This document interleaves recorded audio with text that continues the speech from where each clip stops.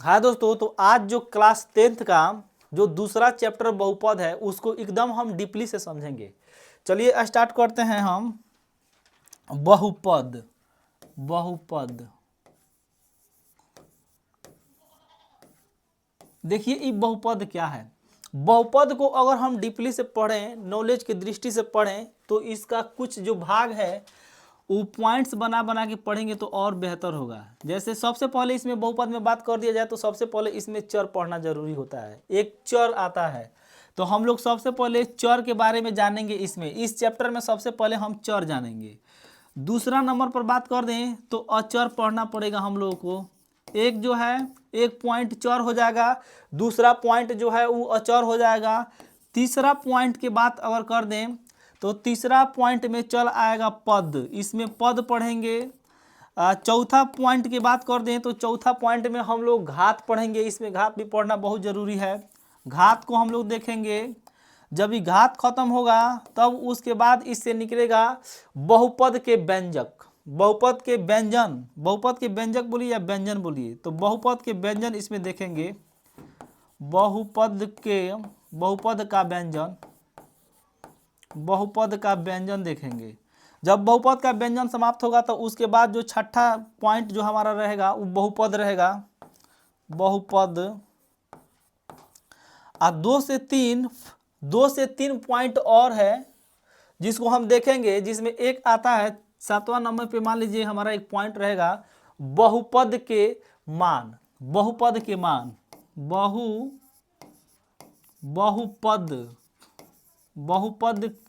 बहुपद का मान, एक हमारा बहुपद के मान हो जाएगा।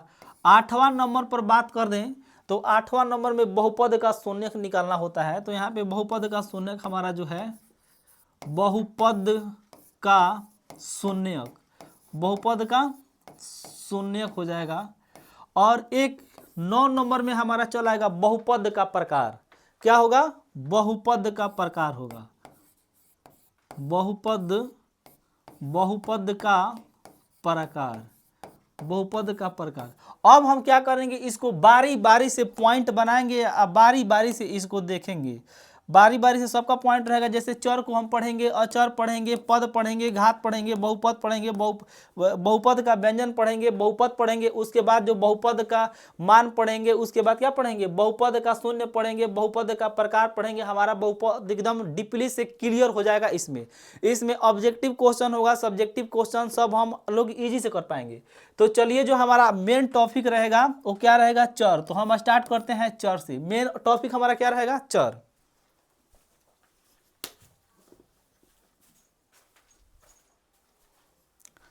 तो देखते हैं हमारा मेन टॉपिक क्या है। मेन टॉपिक जो हमारा रहेगा वो क्या रहेगा, चर रहेगा। तो यहां से हम पॉइंट देंगे और चर को पढ़ना स्टार्ट करेंगे। चर का मतलब क्या होता है, मान लीजिए कि यहाँ पे हम एक उदाहरण ले रहे हैं। 5x प्लस में 6y इक्वल टू में कितना है, 7 है। ये हमारा मान लीजिए उदाहरण है। तो उदाहरण देख रहे हैं तो जिसमें ABCD का अक्षर है ना, ई एक्स और वाई, इसी को हम क्या बोलेंगे, इसी को बोलेंगे चर। ठीक है, ई वाई जो है, वाई को हम क्या बोलेंगे, चर बोलेंगे। कहने का मतलब ABCD का जितना अक्षर होता लेटर होता है, ABCD का जितना लेटर होता है सबका सब क्या होता है, चर होता है। ABCD का जितना लेटर होता है उसको चर कहते हैं। अब बताइए ई जो है, ई आप लोग 8वां क्लास या 8 क्लास में आप लोग पढ़े होंगे तो आप लोगों को कोई ना कोई बताया हो गया ही कि चर का वैल्यू क्या होता है, चर किसको बोलते हैं। तो चर का मतलब होता है कि ABCD का जो लेटर होता है उसे चर बोलते हैं।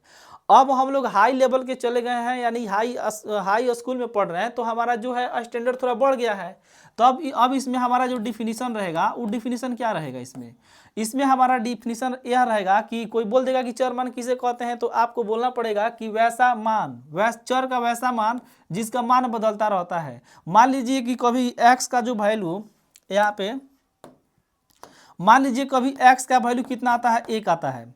कभी x का वैल्यू 2 आता है, कभी x का वैल्यू 3 आता है तो कभी 4 आता है, कभी 5 आता है तो कभी 6 आता है। यानी कहने का मतलब जो है x का वैल्यू बदलता रहता है। यानी कि एबीसीडी कभी y का भी वैल्यू देखिए, कभी y का भी वैल्यू 1 आता है, कभी 2 आता है, कभी 3 आता है, कभी 4 आता है।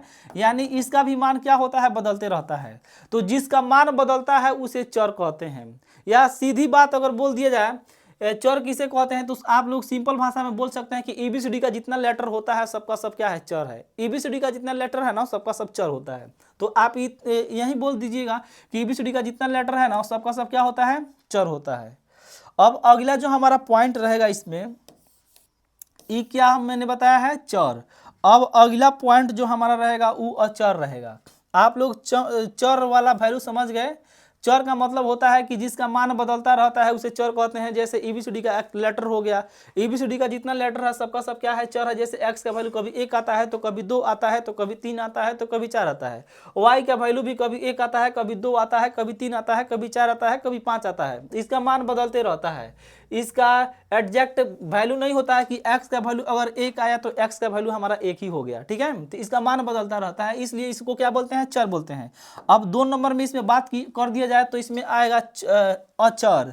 दूसरा पॉइंट की बात अगर कर दिया जाए तो दूसरा पॉइंट में हमारा क्या आएगा, दूसरा पॉइंट में हमारा आ जाएगा अचर।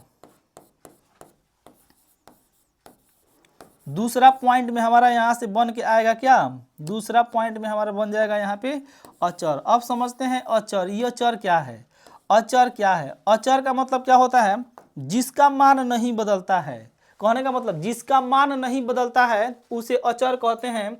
जैसे उदाहरण ले लिया जाए, यहाँ पे उदाहरण पर समझा जाए। यहाँ पे जैसे मान लीजिए कि 6x प्लस में 7y इज इक्वल टू में यहाँ पे 8 दिया हो, तो इसमें बोल दिया जाए कि बताइए, इसमें बोल दिया जाएगा कि बताइए इसमें अचर कौन है। तो हमारा जो अचर का वैल्यू इसमें होने वाला है, ई जो है कितना, 6 जो है क्या हो जाएगा, ई क्या होगा, अचर होगा। 6 जो है अचर हो जाएगा। इसमें 7 जो है ये भी क्या हो जाएगा, अचर हो जाएगा। ये जो 8 का वैल्यू है ये भी क्या होगा, ये भी अचर हो जाएगा। यानी जिसका मान नहीं बदलता है उसको हम क्या बोलते हैं, उसको हम अचर बोलते हैं। जैसे अब हम बोल दें आपको कि 6 लिखिए, तो 6 का वैल्यू कभी बदलेगा, 6 बोलेंगे तो 6 की जगह पर आप 8 थोड़े लिख सकते हैं, नहीं लिख सकते हैं। जब 6 एकदम फिक्स मान होता है 6, अब जब आ गया तो 6 का 6 ही लिखेंगे। अब 10 बोल रहे हैं तो 10 ही लिखिएगा, 8 बोल रहे हैं तो 8 ही लिखिएगा। इसका वैल्यू कभी चेंज नहीं होता है। जिसका वैल्यू नहीं बदलता है उसे क्या बोलते हैं, उसको हम बोल देते हैं अचर। जैसे मान लीजिए 6 आ गया तो ये 6 क्या है, ई अचर है। 10 जो है ये भी अचर है, 8 जो है ये भी अचर है। सिंपल भाषा में अगर बात कर दें कि अचर किसे कहते हैं, तो अचर का मतलब होता है कि गिनती का जितना भी नंबर, गिनती का जितना भी अंक आता है, जैसे 1 2 3 4 5 जितना भी 1 2 3 4 5 जितना भी है सबका सब क्या है, सब अचर है। यानी गिनती में जितना भी नंबर आता है ना सबका सब क्या होता है, अचर होता है। एबीसीडी के जितना लेटर है उस सबका सब क्या है, चर होता है। और ये जो गिनती वाला जो है वो क्या होता है, सबका सब अचर होता है। इसका मान क्या होता है, एडजैक्ट होता है। यानी कहने का मतलब 6 होगा तो 6 होगा, 10 होगा तो 10 होगा, 8 होगा तो 8 होगा। हम उम्मीद करते होंगे कि आप जो है अचर आराम से समझ गए होंगे। अब हम समझते हैं इसमें क्या दिया था। अगला जो पॉइंट था हमारा क्या था, अगला पॉइंट था हमारा पद। अभी पद का मतलब क्या होता है, अब पद का वैल्यू समझते हैं। पद से पहले हम आप लोगों को समझा देते हैं घात, ठीक है। घात समझ जाएंगे उसके बाद आराम से वो समझ में आ जाएगा। अब देखिए इसमें जो है, इसमें घात समझ लेते हैं पहले, ठीक है। घात समझिए। अब घात किसको कहते हैं, तो घात का मतलब होता है, मान लीजिए अब यहाँ पे कोई हम एक लेटर लिख रहे हैं, एबीसीडी का कोई भी लेटर लिख रहे हैं यहाँ पे। मान लीजिए कि यहाँ पे 7x⁴ दिया है, ठीक है। अब ये भी चर और अचर दोनों इसमें शामिल है, चर और अचर दोनों इसमें शामिल है। देखिए ये क्या लिखे हैं, 7x⁴ यहाँ पे है ना, तो ई जो है ये तो क्या हो गया, ये तो अचर हो गया ना, ई अचर हो गया। और यहाँ पे ई है चर हो गया। आई जो पावर जो है ना, घात का मतलब पावर ही होता है। घात का मतलब क्या होता है, पावर। तो इसमें अगर कोई बोलेगा बताइए घात कौन है, तो घात ही पावरवा को क्या बोल देंगे, हम घात बोल देंगे। पावर का मतलब ही घात होता है, पावर का मतलब क्या होता है, घात होता है। जैसे कहने का मतलब मान लीजिए अब आपको हम यहाँ बोल देंगे कि ये कितना है 8x² अब प्लस में 7x अब प्लस में 3 इज इक्वल टू में 0, ये दिया है समीकरण 1। अब हम बोलेंगे इसमें घात बताइए, तो घात का मतलब होता है पावर, जो सबसे अधिक पावर होता है चर मान का। चर मान कहने का मतलब ईबीसीडी का जो लेटर होता है उसमें जो चर मान होता है, चर मान का सबसे अधिक जो पावर होता है उसे ही हम क्या बोलते हैं, उसको हम घात बोलते हैं। क्या बोलते हैं? घात बोलते हैं, जो सबसे अधिक होगा। अब बताइए यहाँ भी x का वैल्यू है, यहाँ भी x का वैल्यू है, पावर सबसे ज़्यादा यहाँ पे है, यहाँ पे 1 है, ठीक है। इसलिए जो हमारा घात होगा कितना हो जाएगा, 2 ही हमारा घात होगा। अब मान ले रहे हैं कि यहाँ पे 7x के पावर 6 प्लस में 3x के पावर 3 प्लस में मान लीजिए 6x² प्लस में 7x प्लस में 8 इक्वल टू में 0 ऐसे दिया है, ठीक है। अब इसमें बोलेंगे घात बताइए, तो घात का मतलब होता है चर मान का सबसे अधिक पावर जो होता है उसे ही घात बोलते हैं। तो हमारा घात कौन हो जाएगा इसमें, जो ये कितना है 6 है ना, यही हमारा घात होगा, यही हमारा क्या हो जाएगा, घात जो है यही हमारा घात हो जाएगा। अब उम्मीद करते हैं कि घात भी आप लोग समझ गए। अब चलते हैं अगला जो पॉइंट है हमारा, अगला पॉइंट जो था पद था। अगला पॉइंट क्या था, पद। तो हमारा अब देखते हैं पद को समझते हैं।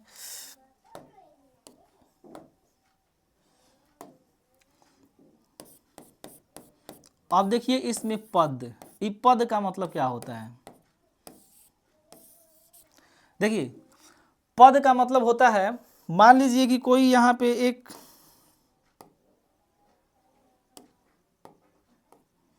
यहाँ पे मान लीजिए कि 3x के पावर 2 मैंने यहाँ पे दिया है, ठीक है। अब ई जो है इसका तो वैल्यू आप लोग जानते हैं कि ई अचर है, ईबीसीडी का अक्षर जो होता है उसे चर बोलते हैं, ई चर हो जाएगा। ई जो पावर में जो दिया है ना, पावर में जो दिया है, पावर में यहाँ पे जो पावर में ई दिया है, ई तो घात होता है। आप लोग जानते हैं, भल घात बताए हैं आप लोगों को, जो पावर जो होता है वो क्या होता है, घात होता है। तो यहाँ पे घात हो गया, यहाँ पे चर का मान हो गया, ठीक है। यहाँ पे जो है अचर का वैल्यू हो गया, अचर का वैल्यू हो गया। अब यहाँ पे चर हो गया, अचर हो गया, चर हो गया और घात हो गया। अब जब चर अचर और घात को जब मिलाया जाता है ना, तब यहाँ पे बनता है पद, तब इसको हम पद बोल सकते हैं।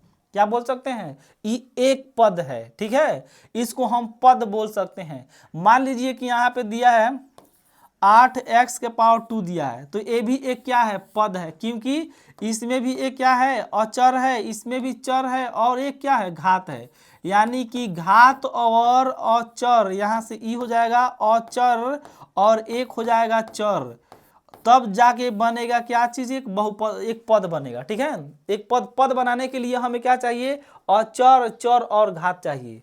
अब हम यहाँ पे बोलेंगे बताइए 3x² प्लस में 6x माइनस में 7 इज इक्वल टू में 0। तो ये बात समझ लीजिए, एक यहाँ पे देखिए ई प्लस है, ई माइनस है, प्लस और माइनस दो तीन पद को अगर कनेक्ट में रखता है, अपने कनेक्ट कर रहा है। देखिए यहाँ पे ई 3x² अब प्लस में कितना है 6x माइनस में 3, यहाँ पे भी ई 3x² अब प्लस में 6x को कनेक्ट कर रहा है और यहाँ पे 6x माइनस में 7 को कनेक्ट कर रहा है। तो यहाँ पे भी एक पद हो गया और एक पद ई हो गया और एक पद ई हो गया। जहाँ पे देखिए प्लस और माइनस जब कनेक्ट करता है ना, तो वहाँ पे पद जो होता है अलग अलग होता है, ई पद अलग है और ई पद अलग है और ई पद अलग है, ठीक है। इसको भी क्या बोलते हैं हम, इसको भी पद ही बोलते हैं।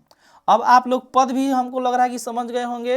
अब इसके बाद हम बताएंगे क्या चीज, कौन था पॉइंट इसमें। अब हमारा जो पॉइंट था क्या था, बहुपद का व्यंजन। अब समझते हैं बहुपद का व्यंजन क्या है।